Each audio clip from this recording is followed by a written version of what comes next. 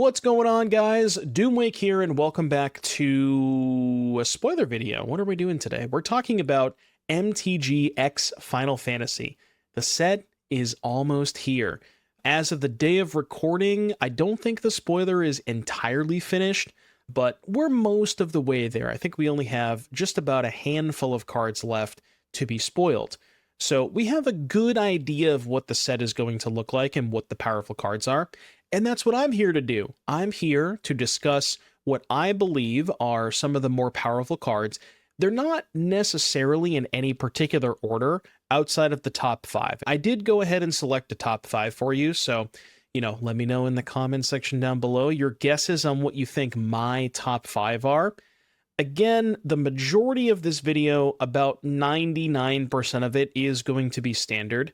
There is one card, however, that I think has potential in Modern, and we'll get into that when we get into it. So with all that out of the way, let us discuss some Final Fantasy cards. And we're going to do so by starting with some uncommons. So these are ones that I don't think will have a massive impact, but will certainly fill some roles and maybe be some good sideboard cards. So the first one I have for you today is the Battle Menu. This is 1 and a white for an instant, and it has choose one, 4 different modes. You can make a 2/2 white knight creature. You can give a creature +0/+4 until end of turn. You can destroy a creature with power 4 or greater, or gain 4 life. So for 2 mana, you wouldn't necessarily pay 2 mana for any one of these 4 modes. But the fact that you get to choose between 4 different options means that this card is going to have text in a lot of different matchups.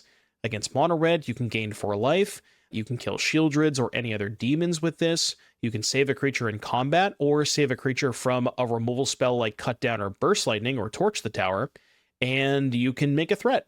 So just a very good, workman-like card, has a lot of utility, and wouldn't be surprised to see this one played in a little bit of sideboards. The Chocobo is up next. Saz's Chocobo is a very simple card. Green for an 0/1, and it has landfall. Whenever a land you control enters, put a +1/+1 counter on this creature. Very simple. And you may not realize this, but because March of the Machines is still legal in Standard, we have Ozolith the Shattered Spire, albeit not for a super long time, but up until rotation in August, September, we have that card legal. And there is quite a few cards that synergize with +1/+1 counters. You have the Chocobo, you have Bristly Bill, Hollow Merc Siege. There, if you want to go into other colors, there's like Voldaren Thrillseeker, Heartfire Hero, Agatha's Soul Cauldron. So people have tried to build these sort of counter-style decks before, but they really were always just missing an additional 1-drop. And because this increases your number of cards that work with landfall, similar to this card plus Bristly Bill, now gives you more reasons to put cards like Fable Passage or Evolving Wilds in your deck, because now you have multiple landfall creatures.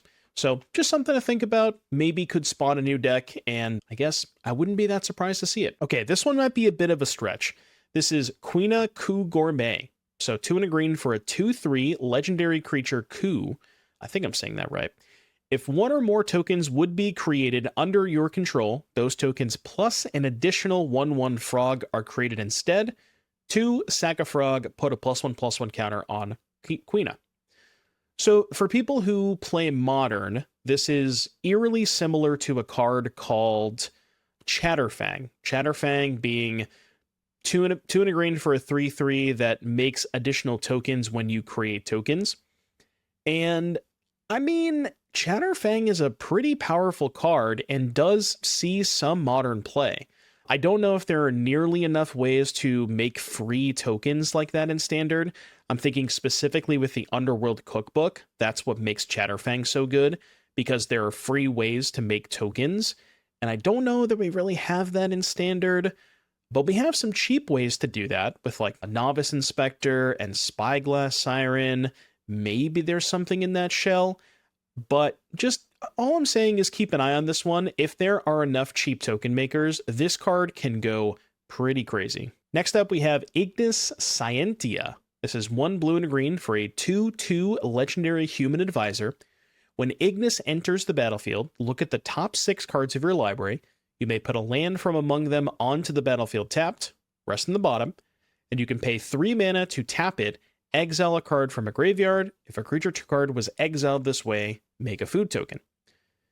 Now, the reason I bring this card up is there was a card that was legal in Standard a little while ago. I'm trying to remember the name. It is Elvish Rejuvenator, which is 2 and a green for a 1/1 ETB. Look at the top 5, get any land, put it onto play, rest in the bottom.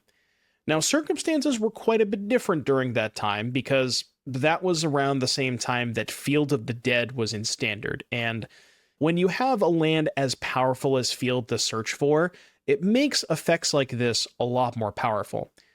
But looking at the top 6 and getting any land, not just basic, could be a dual, could be a utility land like a Fountain Port, it's at least something to consider. If there is some sort of blue-green landfall deck, maybe it has the Chocobo, maybe it has Bristly Bill, something along those lines. Maybe you do Aftermath Analyst plus Pitiless Carnage stuff.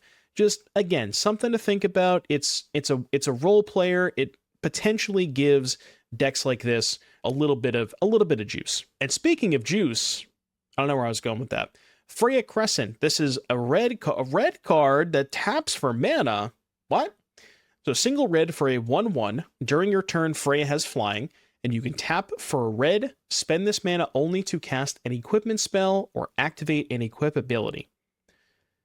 Now, not only does this set have a pretty heavy equipment theme, we'll get to a couple more of those in a bit. Also, I think it was Phyrexia Alwaby one, had a bunch of equipment synergies with the 4 Mirrodin mechanic.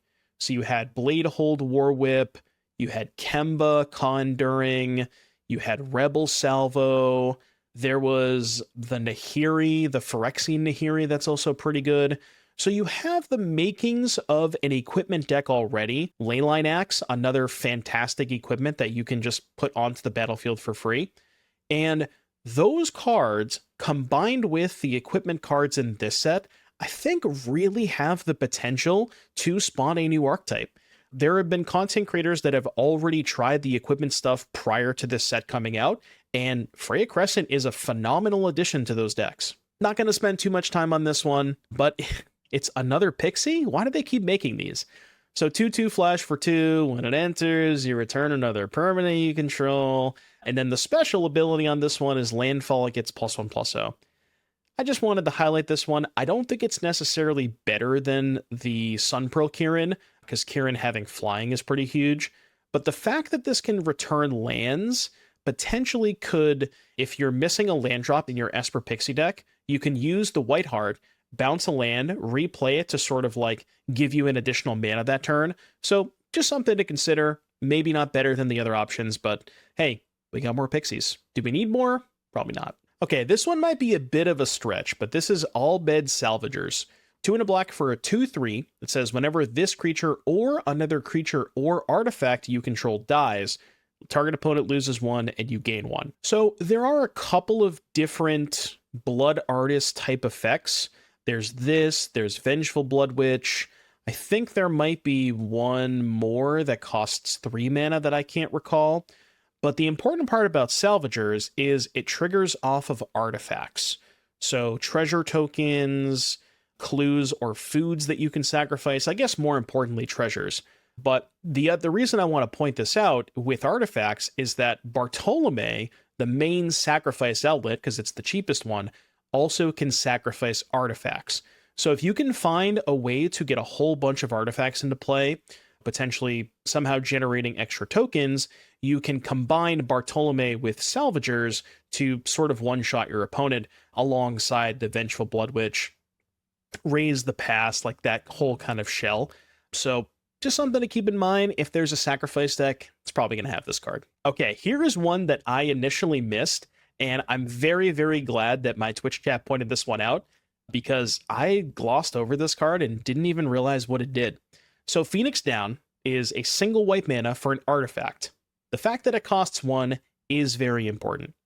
You can pay 2 mana and tap to exile this artifact to either return a creature with mana value 4 or less from your graveyard to the battlefield tapped, or exile target skeleton, spirit, or zombie.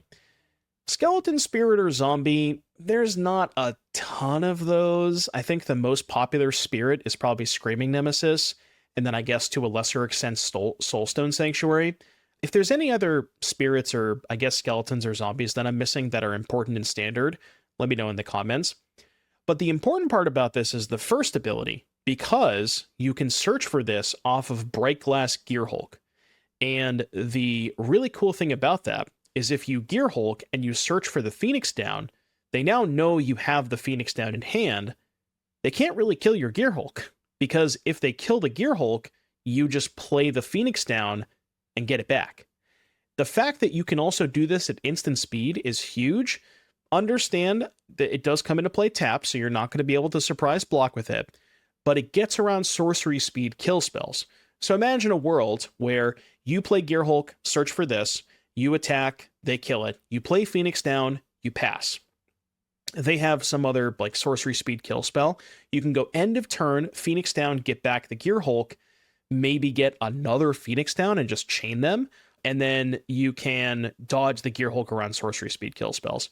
So I think this card is going to be a huge addition to the Gearhulk toolbox package, and giving a green-white deck a way to kill Nemesis, not that bad either. All right, we are past the uncommons and we are into the rares and mythics. So this is Raon Bull of Alamigo. 2 mana 2/2. It has ward, pay life equal to Raubon's power. And whenever Raon attacks, attach up to 1 target equipment you control to target attacking creature. So, I mean, at a baseline, it is a 2 mana 2/2 that trades for a kill spell and deals your opponent 2 damage. Maybe not the most efficient card. It gives you like sort of like a free Searing Blaze kind of thing where you're just dealing them 2 damage. Or I guess just a free burn spell. Anyways, the important part is that whenever it attacks, you can attach an equipment to it or any other attacking creature for that matter. So it sidesteps the equip costs of stuff like Leyline Axe, Bladehold War Whip. Those are the 2 main ones. I'm trying to think if there's any other, for standard purposes, if there's any other good equipment that has a high, like an expensive equip cost. I'll have to think about that a little bit more, but I will certainly be building an equipment deck, and it's probably going to have a bunch of copies of this card. Okay, I think this one is more so for Modern than Standard, but I just wanted to highlight this. So it's Astrologian's Planisphere. 2 mana for an equipment with the new ability Job Select, which means when it enters, you make a 1/1 and attach the equipment to it. Equipped creature is a wizard in addition to its other types, and has whenever you cast a non-creature spell and whenever you draw your 3rd card each turn, put a +1/+1 counter on this creature, and you can equip for 2. So it's interesting because it comes with a body, right? So it is at its heart a 2 mana 1/1 with sort of permanent prowess. Every time you play a spell, you put a counter on it. But the cool thing about this is later on in the game, like once they kill the 1/1 creature, because presumably they're eventually going to have to, or else it becomes a big threat, you can then move the equipment onto the next creature and sort of keep creating these larger threats. I'm not sure it's quite good enough for Standard, because like I don't know what you're replacing in the prowess deck for this card. I can't imagine it's better than Draycatcher or Slickshot Show Off, but you know, I guess kind of the same thing for Modern. It's weird. This card reads powerful. Like, it's basically a Sprite Dragon that you can move the equipment around, but I just don't know where it fits into the current crop of prowess decks is the issue. Okay, this is one of the cards that I wanted to put into my top 5 because of how much I love this card, and I don't see a lot of people talking about this one. I decided not to put it in the top 5 because I wanted to go with the more powerful options, but let me try and sell you on Balthier and Fran. So 3 mana for a 4/3 reach. Not the worst line of stats. Vehicles you control get +1/+1 and have vigilance and reach. Okay, you're starting to sell me. Whenever a vehicle crewed by Balthier and Fran this turn attacks, if it's the first combat phase of this turn, you may pay 3. If you do, after this phase, there is an additional combat phase. So Balthier Fran happens to work very, very well with a card that is near and dear to my heart, Lumbering World Wagon. So Wagon requires a crew cost of 4, and it has a massive amount of power because its power is equal to the number of lands you control, and then you get more lands off of the World Wagon. But if you use Balthier Fran to crew the wagon, you attack with the wagon, get a land, trigger the Balthier, get an additional combat step, second combat step, attack with the wagon again, go get another land. You can also use Thunderous Velocipede, so you have 2 pretty good vehicles for Balthier Fran to crew to then get additional combat phases. I am probably going to spend way too much time playing Balthier Fran vehicle decks in Standard, but, you know, I'm all about casting Elf into 3-drop, and what could be better than having more 3-drops to cast on turn 2 off of Elf? For those of you who haven't seen some of the spoilers, they made a whole cycle of lands that are spells. It's their new attempt at adventures, where you have the spell half, and then the other half of the adventure is just a land that ETB's tapped and tapped for a single mana. I think most of the other ones are pretty bad, but Midgar has the potential to maybe see a little bit of play. The spell half is 2 and a black sorcery. You can sacrifice an artifact or creature if you do draw 2 cards. Normally, you would pay 2 mana for that type of effect, and it would be an instant, like Deadly Dispute. But the fact that you're getting this on a land means that you don't have to be so picky and choosy, right? Because you can just put this in your mana base, maybe as a one-of. You don't want to play a ton of copies, because it is an enter the battlefield tapped land that only makes black mana. But it's sort of a way for these sacrifice decks to help prevent flooding, in a sense, where your lands later on in the game can actually turn into somewhat potent spells, and 3 mana is not a ridiculous amount of mana for this type of effect. If it was 4, I would be off of it, but 3 is kind of the sweet spot, where it's not super busted. If it was 2 mana, I think it would be too good, but it's like right in the middle, and I wouldn't be surprised to see this pop up as a 1 or a 2 of in the standard sacrifice decks. We have now come to the portion of the video where we will talk about Modern. And this is with Vivvy or Nitier. I'm sorry, I didn't play any of the Final Fantasy games. I'm probably gonna get the pronunciation wrong on a lot of this stuff. So this is 1 blue and a red for an 0/3 that has the ability of 0, add X mana in any combination of blue or red, where X is Vivvy's power. Activate only during your turn and only once each turn. But it's an 0/3. How do we give it power? Oh wait, there's more. Whenever you cast a non-creature spell, put a +1/+1 counter on Vivvy, and it deals 1 damage to each opponent. The important part that I want to bring to your attention about Vivvy is the add X mana is not in reference to the amount of counters that are on Vivvy. It is the amount of power that Vivvy has. So when you pair this with Mutagenic Growth, for example, Mutagenic Growth will trigger the Vivvy, right? Put a counter on it, deal 1 damage to your opponent. Mutagenic Growth resolves. It now has 3 power because it's 1 from the counter and 2 from the growth. So you've paid 3 mana for Vivvy. You've paid 0 mana for Mutagenic Growth to put a counter on it and give it +2/+2. You now have a 3 power Vivvy, which you can then pay 0 to add 3 mana to your mana pool, which is the same 3 mana that you just spent on the Vivvy. So you can just, if you have Vivvy and a Mutagenic Growth on turn 3, you've effectively just cast a free spell. Like Vivvy is just a free spell on turn 3. That also benefits you for casting more non-creature spells, which you want to do in your prowess deck anyways. So I think the interaction between this and Mutagenic Growth means that there is potential for it to see play in the prowess decks. It is a 3 mana card, so there's a limit and a cap on how many of those you can put in your hyper aggressive or hyper linear prowess deck, but it's at least something to think about. Okay, I lied. I said there was only 1 card for Modern. There may actually be 2. Joshua Phoenix's Dominant. So this is the first flip card we've seen on this list, and there's a couple more flip cards. Not the only one, spoiler alert. But I think Joshua has the potential to be maybe a one of in Boros Energy, but I like it a lot more in Standard. Let's read it.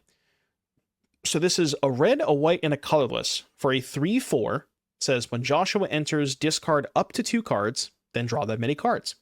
And then you can pay 5, tap, exile Joshua, return it to the battlefield transformed, activate as a sorcery, and Joshua flips into a 4/4 flying lifelink saga creature, which is kind of weird.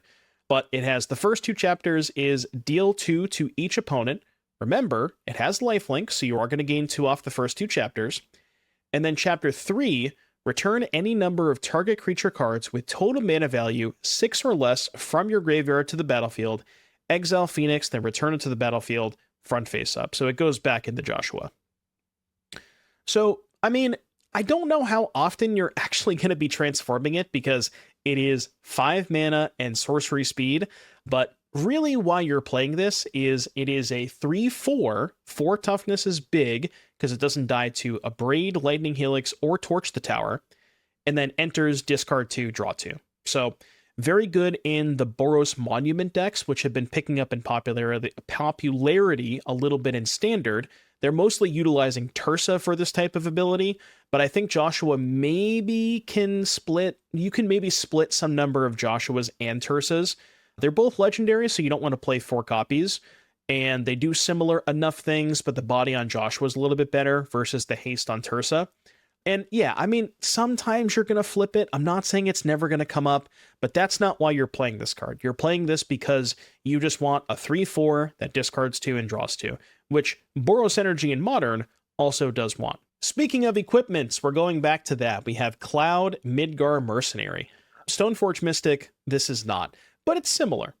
So it's double white for a 2/1. It says when Cloud enters, search your library for an equipment card, reveal it, put it into your hand, then shuffle. And then as long as Cloud is equipped, if an ability of Cloud or an equipment attached to it triggers, that ability triggers an additional time.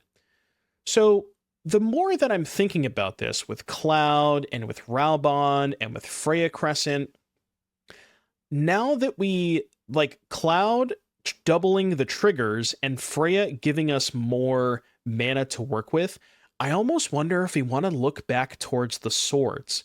For people who don't know, there are 3 swords that are legal in Standard, and nobody plays them.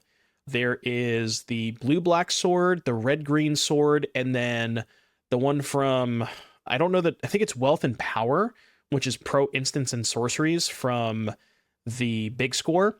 So all of those would actually double the trigger off of Cloud if you can equip Cloud with one of those swords. And Cloud can go find the sword. So maybe something to think about. Maybe more reliably, you're going to be getting, like I said, the Blade Hold War Whips. You can also get Core Steel Cutter with this card, which is kind of hilarious. And also importantly, Freya Crescent gives you, if you go turn 1 Freya Crescent, you can actually go turn 2 Core Steel Cutter and then play a 1-mana spell to trigger it. So just what we needed, more ways to make Core Steel Cutter better, right? And our last card before we get into the top 5, figured I would end this one on more of a funny one. I don't know if this card is good, but damn, the artwork is awesome. This is the Regalia. And again, I don't know anything about Final Fantasy lore. I'm sure this car has some sort of meaning, and I just don't know what that is. But I'm going to read the text box on the card. It is a 4/4 haste with Crew 1. It says, whenever the Regalia attacks, reveal cards from the top of your library until you reveal a land card. Put that card onto the battlefield tapped, and the rest on the bottom in a random order. So 4/4 haste, Crew 1 for 4 mana, not the worst set of stats. The fact that it's very similar to Lumbering Worldwagon, just an additional mana and has haste as opposed to not haste, and a much lower crew cost for sure. Worldwagon is 4, this is Crew 1. So interesting to think about, maybe as like a 1 of or a 2 of in this hypothetical vehicles deck with Balthier and Fran. But again, it's got haste, could be good, maybe not. I just like the card. It's a cool car. Anyways, we're going to get into the top 5. Now, before we get into the top 5, I want you to do me a big favor. Pause the video. Let me know in the comment section down below what you think I have for the top 5. And then you can unpause the video and we'll get right into it. Coming in at number 5, we have Cecil Dark Knight. I believe this was actually one of the, if not the first card spoiled in the entire set. So this is a single black mana for a 2/3 Death Touch. Pretty good stats for standard. It has, whenever Cecil deals damage, you lose that much life. Then if your life total is less than or equal to half your starting life total, so 10 or less, untap Cecil and transform it. Now, first and foremost, even if you never transform the card, just a 1 mana 2/3 Death Touch is extremely above rate. Still dies to cut down, but dodges Burst Lightning, dodges Torch some of the time. And then it flips into a 4/4 lifelink that says, whenever Cecil attacks, other attacking creatures gain indestructible until end of turn. So, again, I'm not entirely sure what type of deck Cecil wants to go into. I mean, the obvious place is some sort of black aggressive deck where you can pair this with potentially another card that's on our list here. Not going to spoil it, but you could do that with like Caustic Bronco and the Last Ride, ways to deal yourself damage to pair with the Last Ride, black aggressive cards. I'm trying to think. There's a couple of 1 mana 2-power creatures. I can't remember if Diregraph Ghoul was in Foundations.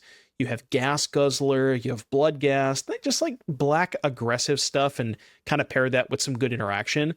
Maybe there's something there, but 1 mana, again, I can't stress this enough. 1 mana 2/3 Death Touch is really above rate for standard. All right, I may have spoiled it a little bit with the previous card, but Dark Confidant, Robert himself, has returned to standard. If you don't know what this card does, 2 mana 2/1 upkeep, reveal the top card of your library and put that card into your hand. Lose life equal to its mana value. I have to do something real quick though, because we need to get the correct art for Dark Confidant. I don't know why I put the new artwork. Anyways, this is the only appropriate Dark Confidant we can use here. Yeah, happy to see Dark Confidant back in standard. Again, I think that with Dark Confidant and Cecil and Bronco, you have enough ways to lose life to pair that with the Last Ride as this like sort of black aggressive shell. Pairing that with a good black interaction like Cut Down, Go for the Throat, Duress. Maybe there's something there. Maybe you pair it with Annex, although flipping Annex off of Dark Confidant is maybe not the best idea. And coming in at number 3, we have probably the most boring card on the list, but I think one that is going to have a massive impact on standard, and that is Starting Town. Very simple card. It's a land, town. Don't think that's going to matter in the slightest. There's some town synergies here, but none of them are really constructed playable. It says this land enters tapped unless it's your first, second, or third turn of the game. You can tap, add a colorless, or tap, pay 1 life, add 1 mana of any color. So this is sort of an upgraded version of City of Brass, Mana Confluence, that school of cards. And this one I think is noticeably better because previously on those types of cards, they could never tap for colorless mana. So if you didn't need them to make the colored mana, you were still on the hook for paying a life. And this one allows you to not do that. It's just sort of an upgraded version of those cards. Sure, it enters tapped unless it's your first, second, or third turn of the game, but in standard, who's playing a 4th turn anyways? More importantly, I think this is going to be very impactful, if not right now, especially when we get rotation, because when rotation happens, we're losing all of the pain lands and half of the fast lands. So mana is going to be a lot worse once that happens. I feel like a lot of people may have thought that I picked Sepharoth to be my number 1 card, but it's actually number 2 because I cannot get enough of the number 1 card, and we'll get to that in a second. Sepharoth is quite good though. This is 2 and a black for a 3/3. It says when Sepharoth enters or attacks, you may sacrifice another creature. If you do, draw a card. Whenever another creature dies, not just yours, your opponent's too. That's important. Target opponent loses 1 life, and you gain a life. If this is the 4th time this ability has resolved this turn, transform Sepharoth. And Sepharoth transforms into a beast. Well, it's actually an angel nightmare avatar, but it is a 5/5 flying. As this creature transforms into Sepharoth, 1-winged angel, you get an emblem with whenever a creature dies, target opponent loses 1 life, and you gain a life. Whenever Sepharoth attacks, you may sacrifice any number of creatures, other creatures. If you do, draw them many cards. So it's strange. And this is a card that I need to I definitely need to play with first to sort of understand how often you're actually going to be transforming it, especially in a game of Standard, where I think a lot of times what's going to happen, the play patterns with this card is you're going to cast it, you're going to enter, you have something good to sacrifice, maybe a Bloodghast or something. You're going to sack the Bloodghast, draw a card, drain your opponent for 1. Then maybe they kill it, right? But if they kill it, you at least got the value out of it. You got the card off the Bloodghast, you got a little bit of a drain. The other situation is you could build up a wide battlefield, right? And play Sepharoth when you already have a sack element in play, something like a Bartolome. And then you could just try to play Sepharoth and flip it immediately in the same turn. A very important thing about the ability is it says, if this is the 4th time this ability has resolved this turn, transform Sepharoth. So, for instance, if you take that second line, where you wait until you have a wide battlefield and a sack element, you sacrifice one thing, they let it resolve. That's 1, 2, 3, right? So then you sack the 4th thing, Sepharoth triggers, they have to respond to the trigger if they have, well, I mean, I guess, because they don't want you to get the emblem, right? If they have a go for the throw, they could let you flip and then kill it after that, but then you would get the emblem off of it, which is nice. But because it says the 4th time this ability has resolved, if they respond to the 4th ability with a removal spell, you can then sacrifice something else to then resolve the 4th ability, flip it, get the emblem, and go from there. So, I don't know. I mean, this card I think is going to be quite good in some sort of sacrifice deck, again, paired with Bartolome, maybe Albed, Bloodghast, Gas Guzzler, that kind of stuff. But we'll have to see how that all shapes up. And again, we only have one card left. And if you have seen the set, and you've seen me talk about the set, you may know what number 1 is. And that card is Tifa Lockhart. I think Tifa is the best card in the set, at least from a Standard perspective. It's a very simple card, 1 and a green for a 1/2 trample, and it has landfall. Whenever a land you control enters, double Tifa's power until end of turn. Pretty straightforward card, but extremely potent. Now, if you talk about Standard, Monstrous Rage is a card that is on everybody's radar, one of the best cards in Standard, one of the best pump spells ever printed. We have that. We have Turn Inside Out. We have Wild Ride. We have Overprotect. There is an abundance of most of those cost 1, but some 2-mana pump spells that you can play with Tifa. Now, where it gets out of hand is when you pair those pump spells with Leyline of Resonance, where let's say you have a Leyline in play, you play Tifa on turn 2, next turn, you play one of those pump spells. Maybe it's Turn Inside Out. So Turn Inside Out gets copied, right? Tifa gets +3/+0 twice. She then goes to 7 power. You play your normal land for the turn. That's 14 power right there. Attack for 14 with Trample. Maybe have a Callous Sellsword after the fact. I'm not entirely sure that the Leyline deck was missing 2-mana creatures, but this is the perfect 2-mana creature for the Leyline deck. Even if you remove Leyline from the equation, just 1 pump spell plus a Fable Passage, right?